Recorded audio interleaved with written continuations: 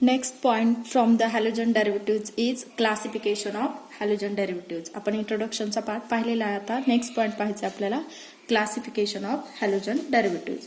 तर halogen derivatives are classified on the basis of hydrocarbon skeleton, number of halogen atom attached to the carbon. Then monohalogen derivative are further classified into allylic, vinylic, benzylic halides. Okay. The first of all we discuss about the classification of halogen derivatives. On the basis of halogen derivatives are classified on the basis of hydrocarbon skeleton. Hydrocarbon skeleton. Okay. तर hydrocarbon skeleton म्हणजे काय? तर तुमचा जो halogen item आहे तो कोणत्या कार्बनला attach आहे. म्हणजे काय की समजा आता आपण पाहिलं की CH3 CH2 Cl. ओके.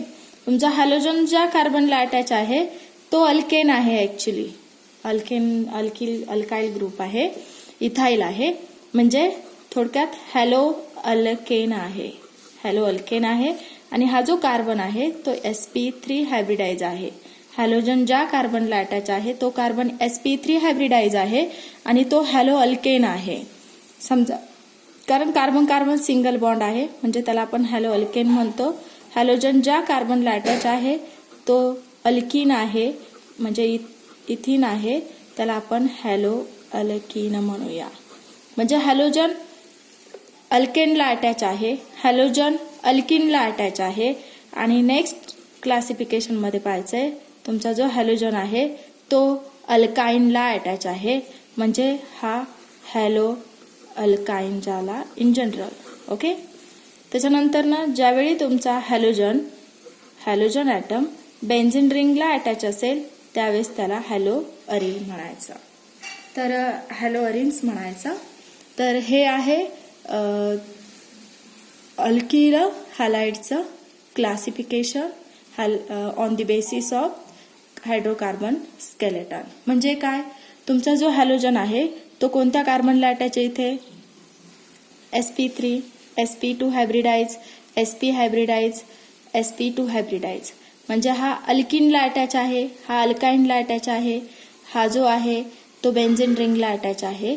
म्हणून याला halo alkane, halo alkene, halo alkyne आणि अराइल म्हणायचं. त्याच्यानंतर ना नेक्स्ट क्लासिफिकेशन पाहायचं आपल्याला की on the basis of number of halogen atom attach to the number of halogen atoms attached to the carbon atom. Number of halogen atom attached to the carbon atom. त्याच्या basis वरती. तर मग त्याच्यामध्ये mono halogen derivative, त्याच्यामध्ये first mono halogen derivative, second असेल तुमचा डाय halogen derivative, त्याच्यानंतर ना थर्ड ट्राय हॅलोजन आणि 3 पेक्षा जास्त हॅलोजन्स असतील तर त्याला म्हणायचं पॉली हॅलोजन डेरिव्हेटिव्ह. आता number of halogen atoms attach that means what? म्हणजे जर तुमच्या कार्बनला एकच हॅलोजन ॲटम अटॅच असेल, तुमच्या कंपाऊंडमध्ये एकच हॅलोजन असेल, मोनो म्हणजे सिंगल, कार्बनला एकच हॅलोजन असेल, तुमच्या कंपाऊंडमध्ये एकच हॅलोजन असेल कार्बनला, त्यावेळेस त्याला मोनो हॅलोजन डेरिव्हेटिव्ह म्हणायचं. डाय हॅलोजन डेरिव्हेटिव्ह कशाला म्हणायचं? ज्यावेळी तुमच्या कंपाऊंडमध्ये 2 हॅलोजन्स अटॅच असतील त्याला डाय हॅलोजन म्हणायचं. आता हे जे हॅलोजन्स आहेत, आता हॅलोजन्स माहिती तुम्हाला फ्लोरीन असेल, क्लोरीन असेल, ब्रोमीन असेल किंवा हॅलाइड्स असतील म्हणजे हॅलाइड्स. ओके. तर आता ज्यावेळी दोन्ही same halogen atom adjacent carbon वरती असतील त्यावेळी त्याला विसिनल डायहॅलाइड म्हणायचं. काय म्हणायचं? विसिनल डायहॅलाइड म्हणायचं. विसिनल डायहॅलाइड्स म्हणायचं. आणि ज्यावेळी दोन्ही same halogen atoms same carbon वरती प्रेझेंट असतील त्यावेळी त्याला जेमिनल डायहॅलाइड म्हणायचं. Okay. Geminal dihalide. See here all of you. When 2 same halogen atoms are attached or present on the adjacent carbon atom, then it is called as a vicinal dihalide. When 2 same halogen atoms are present on the same carbon, then it is called as a geminal dihalide. Okay. and only 2 halogens there. That's why it is called as a dihalogen compound. When the compound contains 3 halogen atoms, then it is called as a trihalogen. म्हणजे या compound मध्ये total halogen किती आहेत? 3 आहे, म्हणून ट्रायहॅलोजन. आणि 3 पेक्षा जास्त हॅलोजन जर कंपाऊंड मध्ये प्रेझेंट असतील तर त्याला पॉलीहॅलोजन कंपाऊंड्स म्हणायचा. तर क्लासिफिकेशन पाहिलं आपण, कशाच्या बेसिसवरती पाहिलं? Number of halogen atoms attach. तर त्याच्यामध्ये 1 हॅलोजन असेल, 2, 3 किंवा 3 पेक्षा जास्त असेल तर त्याला पॉलीहॅलोजन म्हणायचं. सिंगल असेल तर मोनो, 2 असेल तर डाय, डायमध्ये विसिनल, जेमिनल. विसिनल म्हणजे ऍडजसंट कार्बनवरतीच दोन्ही सेम हॅलोजन्स ॲटम्स असतील, सेम कार्बनवरती असतील तर त्याला जेमिनल डायहॅलाइड म्हणायचं. त्याच्यानंतर 3 हॅलोजन्स असतील तर त्याला ट्रायहॅलोजन म्हणायचं. 3 पेक्षा जास्त असतील तर त्याला पॉलीहॅलोजन म्हणायचं. त्याच्यानंतर आपल्याला पाहायचंय की मोनो हॅलोजन डेरिव्हेटिव्हचं फर्दर क्लासिफिकेशन पाहायचंय. Mono halogen derivatives are further classified into mono halogen derivatives. Mono halogen derivatives are further classified into 6 टाइप्समध्ये त्याचं क्लासिफिकेशन केलेलं आहे. तर त्याच्यामध्ये पहिलं आपल्याला पाहायचंय की तुमचा जो हॅलोजन आहे तो कोणत्या कार्बनला अटॅच आहे. म्हणजे काय? तो हॅलोजन ॲटम sp3 हायब्रिडाइज कार्बनला अटॅच आहे का sp2 हायब्रिडाइजला आहे का sp हायब्रिडाइज कार्बनला आहे. समजा halogen atom attach to the sp3 hybridise carbon. Only mono means single, only 1 halogen atom in the compound, but halogen atom attached to the sp3 hybridized carbon. When your halogen atom attached to the sp2 hybridized carbon and halogen atom attached to sp hybridized carbon. Okay, तर हे झालं हॅलोअल्केन, हॅलोअल्कीन्स, हॅलोअल्काइन्स. Only 1 halogen atom there, but your halogen atom attached to the here your halogen atom attached to sp3 hybridized carbon, halogen atom attached to sp2 hybridized carbon, here halogen atom attached to sp hybridized carbon atom. So this is the classification for the monohalogen derivatives on the basis of which hybridized halogen atom attached to which hybridized carbon. Then next point here की आपण 11th ला पाहिलेलं आहे का तुमचा halogen ज्या कार्बनला attach असतो, halogen item ज्या कार्बनला अटॅच असतो त्या कार्बनचं नेचर. आता इथे पहा, हा जो कार्बन दिसतोय तुम्हाला, ओके, ह्या कार्बनला किती कार्बन अटॅच आहे? Only 1 carbon attach there. तर म्हणून हा प्रायमरी अल्किल हॅलाइड झाला. म्हणजे हॅलोजन ज्या कार्बनला अटॅच आहे त्या कार्बनला फक्त एकच कार्बन अटॅच आहे, म्हणून हा प्रायमरी अल्किल हॅलाइड झाला. त्याच्यानंतर सेकंडरी अल्किल हॅलाइड म्हणजे काय? हॅलोजन ज्या कार्बनला अटॅच असणार आहे त्या कार्बनला 2 कार्बन अटॅच आहे. हॅलोजन ज्या कार्बनला अटॅच आहे त्या कार्बनला 2 कार्बन अटॅच आहे, म्हणून हा सेकंडरी अल्किल हॅलाइड झाला. त्याच्यानंतर टर्शरी अल्किल हॅलाइड. आता तुम्हाला लक्षात आलंच असेल, ऑलरेडी हा पॉइंट आपण 11th ला डिस्कस केलेला आहे. तर हॅलोजन ज्या कार्बनला अटॅच आहे त्या कार्बनला 3 कार्बन अटॅच आहे, म्हणजे हा कार्बन टर्शरी अल्किल हॅलाइड झाला. म्हणजे मोनोहॅलोजन डेरिव्हेटिव्ह कंपाऊंड जे आहेत ते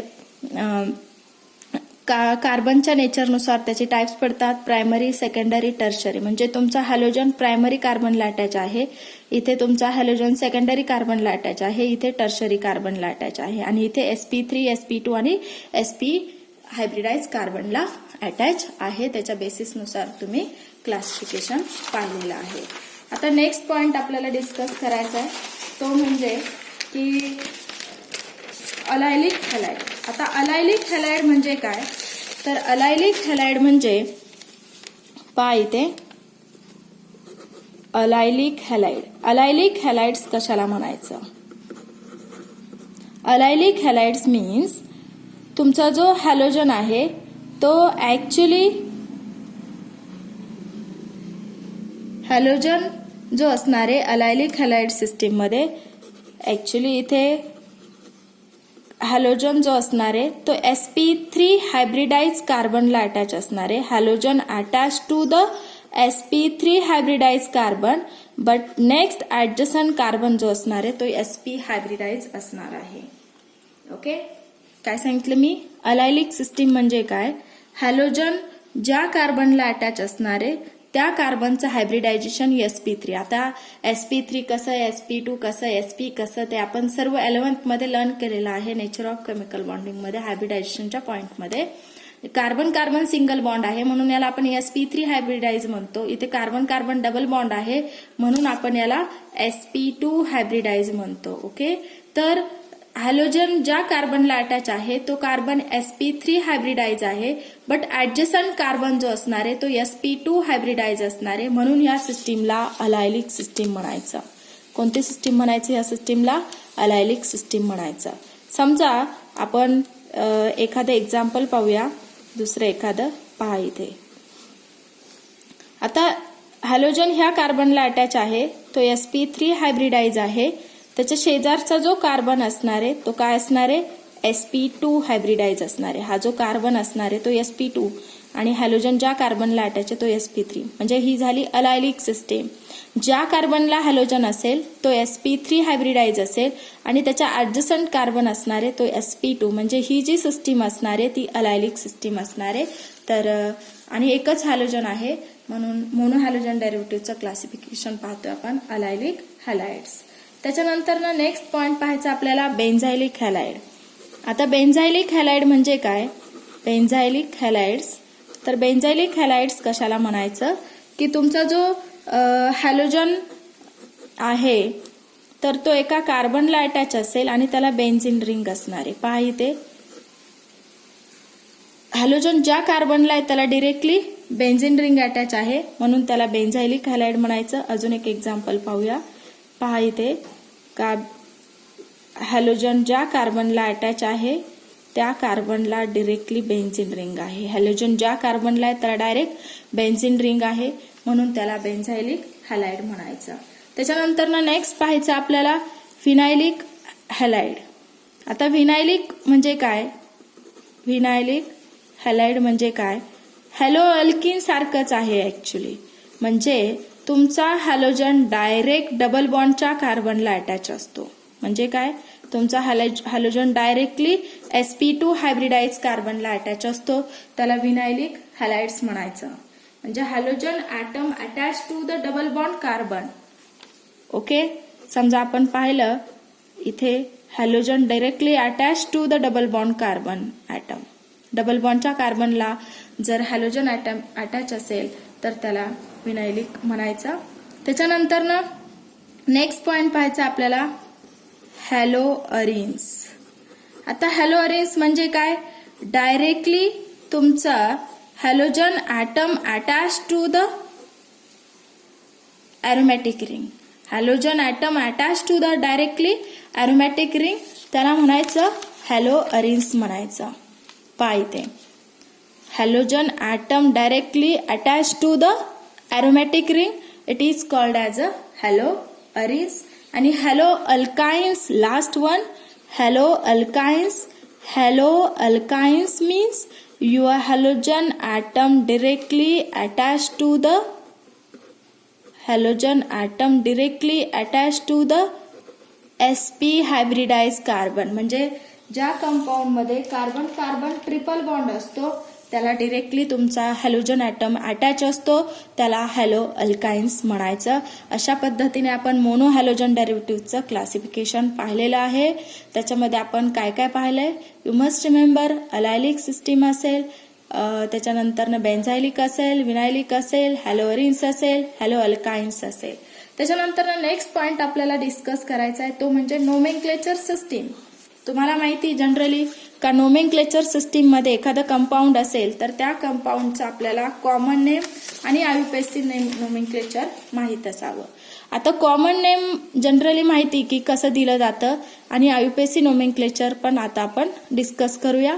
तुम्ही 11thला नोमेनक्लेचरचा पार्ट ऑलरेडी पाहिलेला आहे तर त्याचं जर बेसिक तुम्हाला माहित असेल तर तुम्हाला इझिली लक्षात येईल. तर आता पहिल्यांदा पहिलं एक्झाम्पल मी घेतलेलं आहे इथे पहा, तुमच्या लक्षात येईल. फॉर्म्युला घेतलेला आहे CH2Cl2. ओके, CH2Cl2 घेतलेला आहे. तर आता इथे एकच कार्बन आहे. एक कार्बन असेल तर आपण त्याला मिथेन म्हणतो, परंतु त्याचे 2 हायड्रोजन Cl ने रिप्लेस केलेले आहे, म्हणून त्याला आपण हा जो CH2 ग्रुप दिसतोय तुम्हाला, ह्या CH2 ग्रुपला मी मिथिलीन म्हणणार आहे. मिथिलीन आणि हॅलोजन किती आहेत? 2 आहे. तर ऍक्च्युली इथे मी मिथिलीन डायक्लोराइड म्हणायला पाहिजे. मिथिलीन डायक्लोराइड 2 हॅलोजन्स आहेत. पण आता याचं आयुपेसी नोमेनक्लेचर आपण कसं देणार? How can write down the आयुपेसी nomenclature for this compound? Common name समजलं, एकच कार्बन आहे आणि CH2 ग्रुप असेल तर त्याला आपण मिथिलीन बोलायचं. 2 हॅलोजन आहे म्हणून मिथिलीन डायक्लोराइड. पण आयुपेसी नोमेनक्लेचर देत असताना आता आयुपेसी नोमेनक्लेचर, आता तुम्हाला आयुपेसीचा लॉंग फॉर्म माहिती, international union of pure and applied chemistry. Okay, तर आता ज्यावेळी आयुपेसी नोमेनक्लेचर दिलं जातं त्यावेळी पहिल्यांदा कुठलाही फंक्शनल ग्रुप असेल त्या कंपाऊंड मधला तो घेतला जातो. तर आता इथे फंक्शनल ग्रुप कोणता आहे? Cl आहे. Cl किती आहेत? 2 आहे. मग कोणताही हॅलोजन असेल सबस्टिट्यूएंट घेतला जातो. मग तो सबस्टिट्यूएंट कोणताही फंक्शनल ग्रुप असेल किंवा एखादा अल्काइल ग्रुप असेल, लाईक दॅट. आता इथे हॅलोजन आहे तुमचा फंक्शनल ग्रुप. तर फंक्शनल ग्रुप म्हणजे काय? कार्बन व्यतिरिक्त. आता तुम्हाला माहिती फंक्शनल ग्रुप कुठले कुठले आहेत? अल्किन, अल्काइन, हायड्रॉक्झिल असेल, इस्टर असेल, अमाइड असेल, लाईक दॅट. भरपूर सारे असाइल असेल. तर हे सर्व फंक्शनल ग्रुप आहे. कार्बॉक्झिलिक वगैरे, कीटॉनिक, अल्डिहाइड, लाईक दॅट. तर आता इथे हॅलोजन हा फंक्शनल ग्रुप आहे. मग पहिल्यांदा फंक्शनल ग्रुप घ्यायचा असतो. फंक्शनल ग्रुप किती आहेत? 2 आहेत. 2 असतील तर त्याला काय म्हणायचं? डायक्लोरो. आणि एकच कार्बन आहे म्हणून त्याला काय म्हणायचं? मिथेन म्हणायचं. म्हणजे त्याचं आयुपेसी नोमेनक्लेचर काय झालं? डायक्लोरो मिथेन. इथे कुठेही डबल बॉन्ड वगैरे नसणार, एकच कार्बन असणार आहे, त्याच्यामुळे डबल बॉन्डचा काही इश्यू नसणार इथे. तर डायक्लोरो मिथेन. सेकंड एक्झाम्पल आपल्याला पाहायचंय. पहा इथे का 2 कार्बन आहे ऍक्च्युली इथे, आणि ह्या कार्बनचा एक हायड्रोजन Br ने रिप्लेस केलेला आहे. मग आता आपण याला काय म्हणणार आहोत? इथाईल. 2च कार्बन आहे म्हणून काय म्हणायचं याला? इथाईल आणि हॅलोजन आहे म्हणून ethyl bromide. Okay, common name, simple, ethyl bromide. परंतु आता याचा आयुपॅक नोमेनक्लेचर देत असताना कार्बनची लॉंगेस्ट चेन सिलेक्ट करायची आणि नंबरिंग देताना कुठल्या साईडनं द्यायचं? जिकडनं तुमचा सबस्टिट्यूएंट असेल त्या साईडनी नंबरिंग द्यायचं. कारण ज्या कार्बनवरती तुमचा सबस्टिट्यूएंट असेल त्या कार्बनला कमीत कमी नंबर आला पाहिजे. तुम्ही इकडनं नंबरिंग नाही देऊ शकत, 1, 2 अशी नाही देऊ शकत. कार्बनला अशा साईडनी नंबरिंग द्यायची आहे का त्या कार्बनला कमीत कमी नंबर आला पाहिजे. आता इथे बेसिकली 1 नंबरच्या कार्बनवरती तुमचा Br आहे. आता 1 नंबरच्या कार्बनवरती Br असल्यामुळे तो मेन्शन नाही केला तरी चालेल.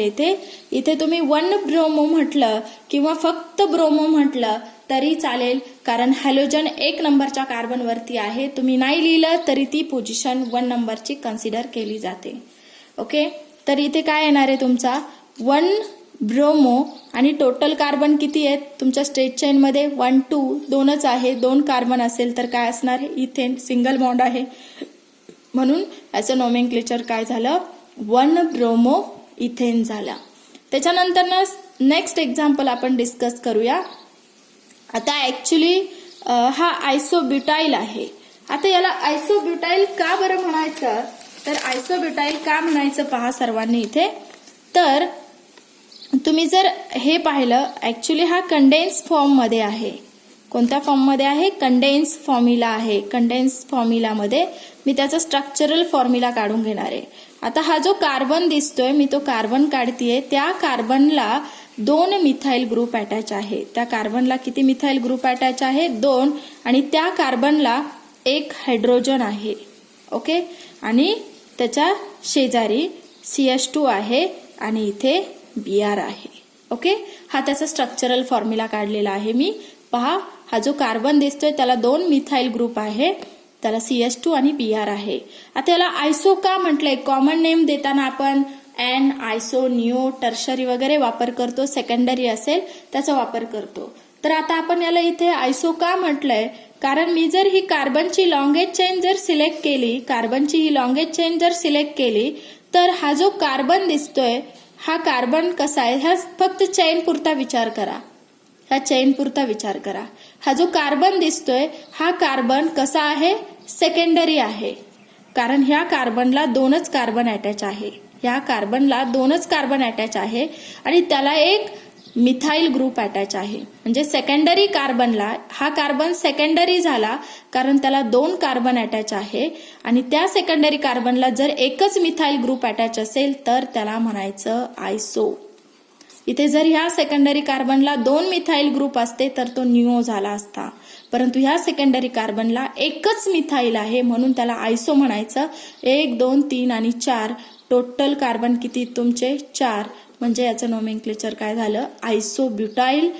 त्याला अटॅच आहे ब्रोमीन म्हणून आयसोब्युटाइल ब्रोमाइड, हे त्याचं कॉमन नेम अशा पद्धतीने आलं. तुमच्या लक्षात येईल पहा, मी इथे लिहिलेलं आहे आयसोब्युटाइल ब्रोमाइड, हे त्याचं कॉमन नेम झालं.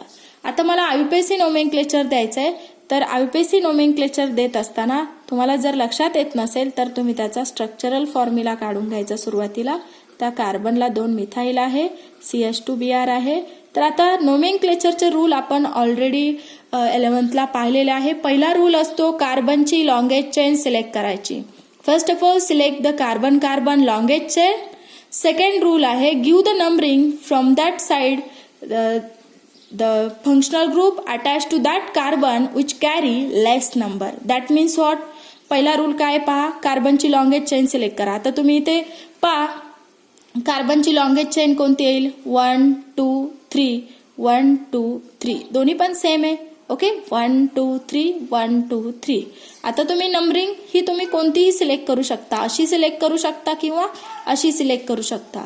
आता नंबरिंग देताना कुठल्या साईडने नंबरिंग द्यायचं, इकडच्या साईडने द्यायचं का इकडच्या साईडने द्यायचं, तो फर्स्ट ऑफ ऑल डिस्कस करूया. ए साइड और बी साइड.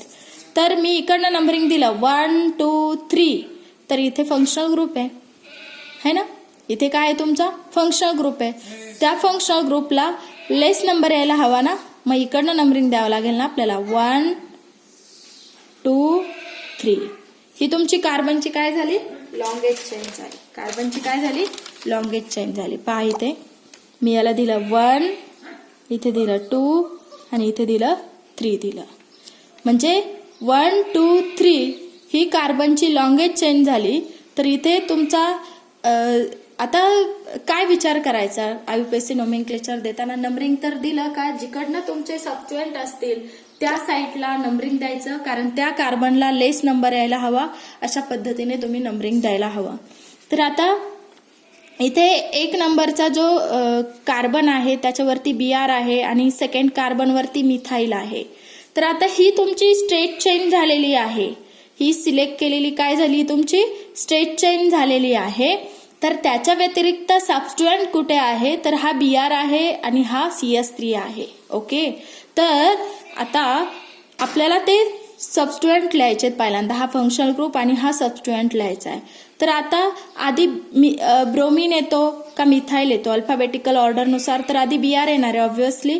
तर तो किती नंबरच्या कार्बनवरती आहे, 1 नंबरच्या कार्बनवरती आहे, म्हणून 1 ब्रोमो आणि सेकंड कार्बनवरती मिथाइल आहे म्हणून 2 मिथाइल, 1 ब्रोमो 1 ब्रोमो 2 मिथाइल आणि टोटल कार्बन किती आहे, 3 कार्बन लेफ्ट राहिलेले आहे, दुसरा कोणताही सबस्टिट्यूएंट तिथे नाहीये म्हणून प्रोपेन. परत एकदा पहा, 1 ब्रोमो 1 ब्रोमो 2 मिथाइल, किती कार्बन राहिलेत, 3 कार्बन राहिलेत म्हणून प्रोपेन.